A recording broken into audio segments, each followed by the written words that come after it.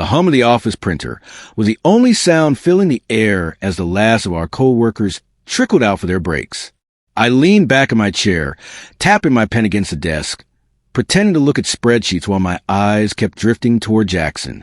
He was at his desk across from mine, sleeves rolled up, tie loosened just enough to look effortlessly hot. The kind of hot that made you wonder if he knew what he was doing, or if it was just him being himself. Either way, it was dangerous. For weeks, I've been fighting this quiet pull, this need to look at him longer than I should. He'd catch me sometimes, but never said a word. Instead, he'd smile, subtle, small, like he was keeping a secret he knew I wouldn't dare ask about. That day, the meeting room wasn't just a place to escape work. It was where everything we hadn't said was about to come undone.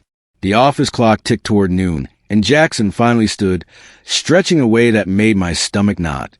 He glanced my way, eyebrows lifting just slightly. "Break?" he asked. His voice was casual, but there was something behind it, something heavier. "Yeah," I said too quickly. My throat felt dry. We didn't head toward the cafeteria like everyone else. Instead, Jaxon led the way down the quiet corridor, pushing open the door to one of the unused meeting rooms. My pulse kicked hard. We'd been in here before, for quick chats or stolen jokes, but today felt different. He shut the door softly behind us. The hum of the office disappeared, leaving only the sound of my heartbeat in my ears. If anyone walked in, they'd see nothing more than two co-workers taking a break.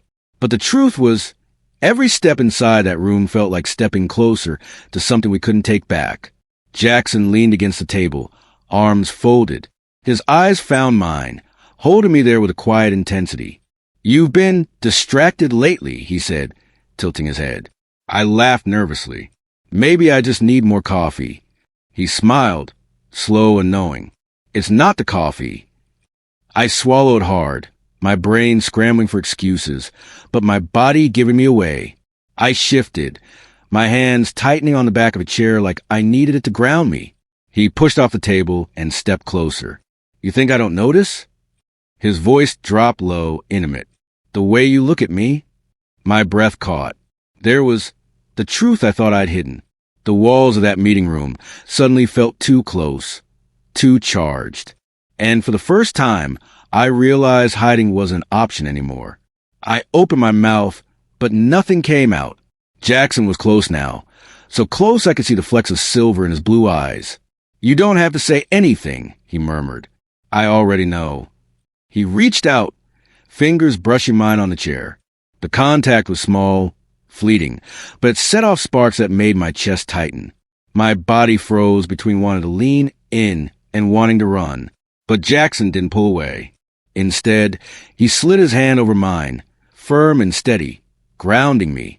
"I've wanted this too," he whispered. The air left my lungs. My carefully built walls, every joke, every fake smile, crumbled with those words. In that quiet room, it wasn't about the office or the rules. It was about Jaxon and me, standing on the edge of something we both knew we couldn't keep hiding. He pulled me closer, so close our shoulders brushed. My heartbeat was so loud it felt impossible he couldn't hear it. "Why now?" I asked, my voice shaky. His smile softened. "Because I'm tired of pretending." The silence stretched, heavy and full. Then, like he couldn't hold back anymore, Jaxon leaned in, just enough for his forehead to rest against mine. The warmth of him, the nearness, was overwhelming. "I don't care if this is messy," he whispered. "I just need you to know." And in that moment, the world outside the meeting room ceased to exist. We weren't just co-workers anymore. We were two men, finally caught in the truth we'd been avoiding, and neither of us was ready to let go. Jackson's forehead pressed to mine, his breath mingling with mine in that tiny space. I could feel every beat of my pulse against his hand, still holding mine. For years, I'd dreamed of this, of him, but never believed it could happen. And now it was happening. The hum of the fluorescent lights above us was the only reminder that we were still in an office. Everything else, the fear, the hesitation, faded under the weight of his closeness. "I shouldn't want this here," I whispered, my voice trembling. "But you do," he replied, his tone steady, certain. "And so do I." The way he said it, like it was the simplest truth in the world, shattered every excuse I'd been clinging to. I finally let my body move the way my heart had been begging.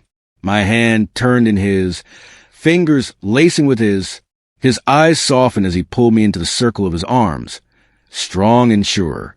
I inhaled the scent of him, clean soap, faint cologne, and something distinctly Jaxon. It was intoxicating. "I've wanted this since the first week you joined," he admitted, his mouth dangerously close to my ear. I kept telling myself I'd wait, that you'd give me a sign. I laughed softly, nerves buzzing. "Guess I'm late with a signal." "You made up for it now," he said, pulling back just enough so I could see the sincerity in his eyes. The office walls might have been thin, but in that moment, the meeting room felt like a world built only for us. His thumb brushed over my cheek, a slow, tender motion that unraveled me completely. "Tell me to stop," he whispered. But I didn't. I couldn't. Instead, I leaned in, closing the gap. Our lips met, hesitant at first, then sure, then hungry. The kiss carried everything we hadn't dared to speak. It wasn't just attraction. It was release. Relief. The truth we'd both been aching for, hidden behind glances across desks and late-night texts that never said enough. When we finally pulled apart, both of us were breathless. His smile was crooked, boyish, almost disbelieving. "Wow," he said simply. I laughed, my forehead resting against his again. "Yeah, wow." That kiss was more than a secret. It was a promise, and promises don't stay hidden forever. Jaxon squeezed my hand, grounding me. "You know this complicates things, right?" "Of course," I said. "We work together. People talk." "Let them," he replied, firm. "I'm not ashamed of this. Of us." The confidence in his voice sent warmth flooding through me. I'd been afraid of being seen, of being judged, but hearing him say it like that gave me courage. What if someone walks in? I asked, half joking, half terrified. "Then they'll know the truth." He smirked, tugging me closer again. "And maybe it's about time."